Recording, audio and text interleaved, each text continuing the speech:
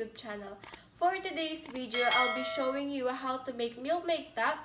But before we get started, I will show you my mom old shirt. So this is my mom old shirt. Hindi niya na daw to ginagamit, binigay na lang sa akin. I-DIY ko na lang daw siya. Ayan siya. The fabric so nice and silk. And I'm gonna upcycling this shirt to make it MILKMAID top. So let's begin. First, measure the chest and length. It's up to you if you want it shorter or longer. I just want to let you know guys, this is how I made MILKMAID top. Starting from the bottom on the front of the shirt, I measure up 6 inches and marked it, and I drew a line across.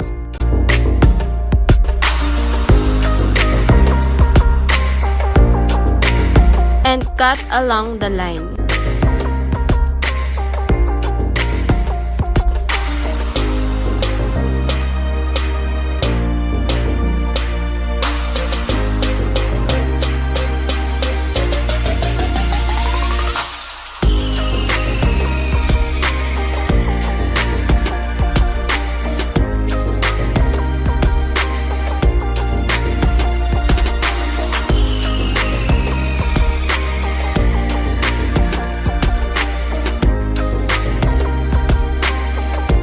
Creating a back stitch, sew along raw edge. Guys, it's up to you if you want to use garter or gathering technique.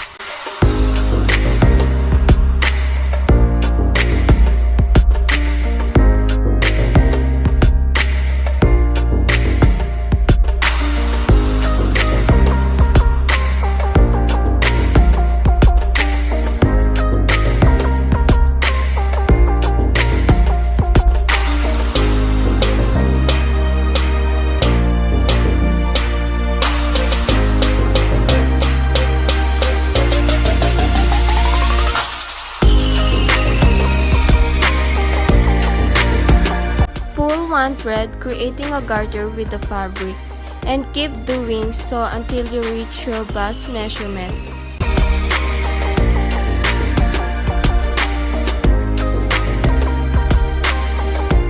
Guys, huwag niyong kalimutan itali sa gilid after niyo mag-gathering technique. And repeat the process to the bottom.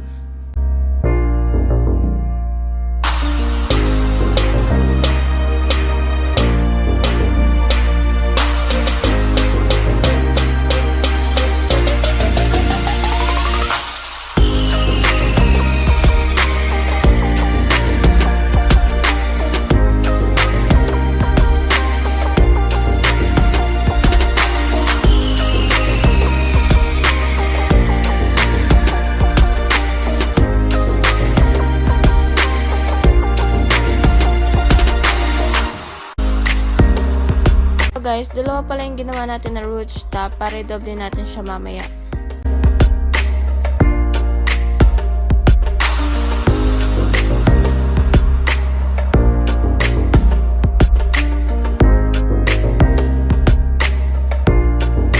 I measured these two straps 2 inches and then sew along the edge.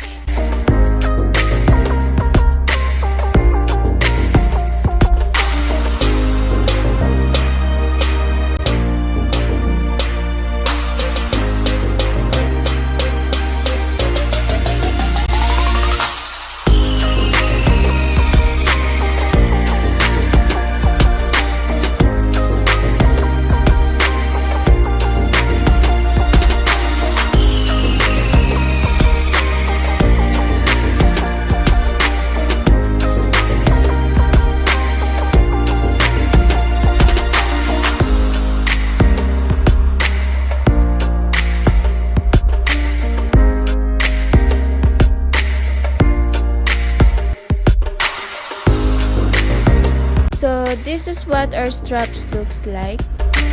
Use a stick to turn straps inside out.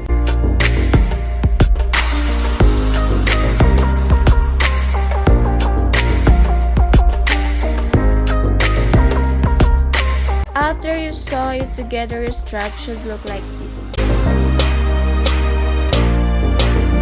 So, pipin natin siya para mag-stable ang tamang posisyon ng tela.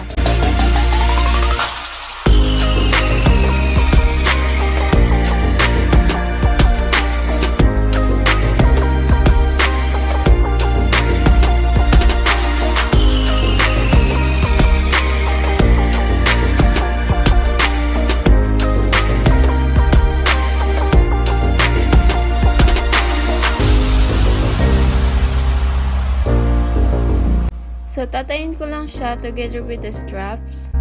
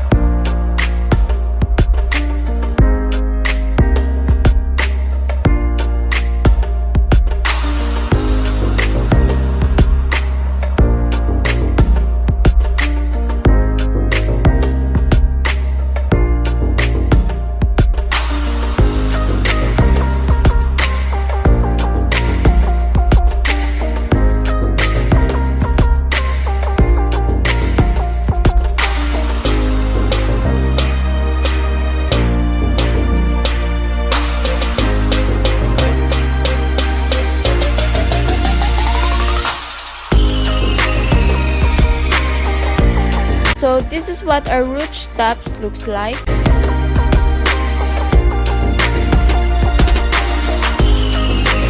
I measure 5 inch for the bottom part. And mark it and draw a line across. And cut along the line.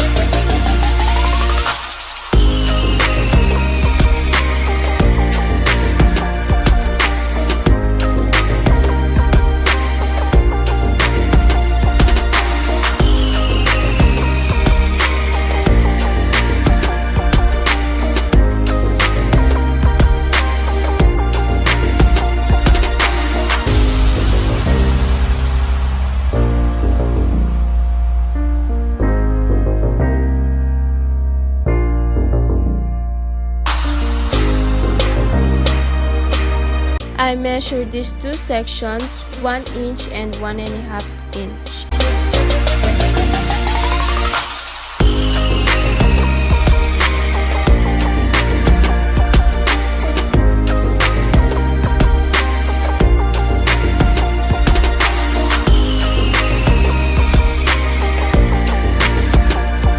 Pin the two top panels and sew straight across.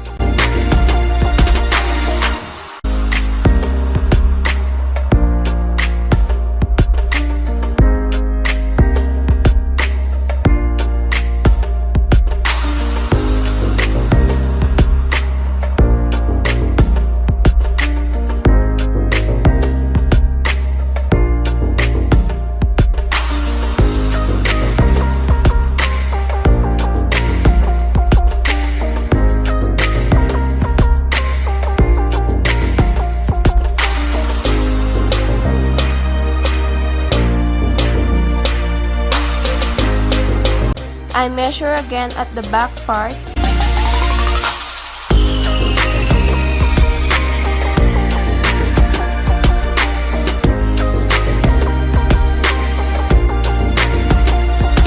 Cut off all the excess of the fabric.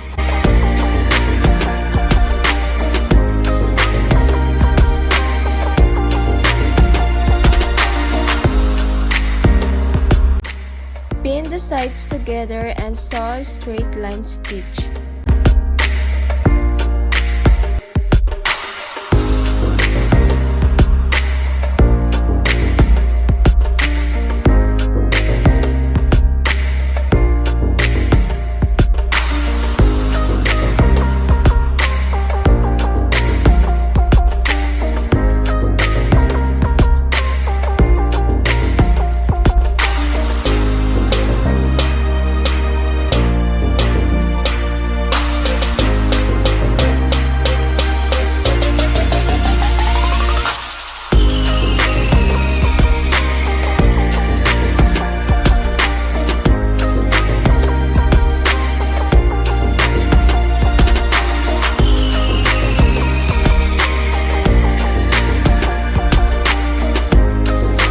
Hem all raw edges and sew it.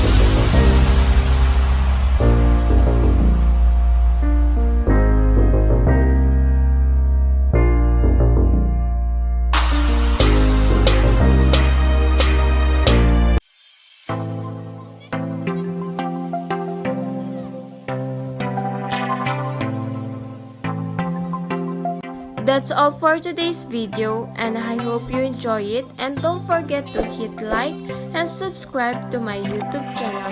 Thank you! Tita, Hello, Mami. Ano masasabi mo sa nagawa kong damit? maganda naman. Pati yung tao maganda.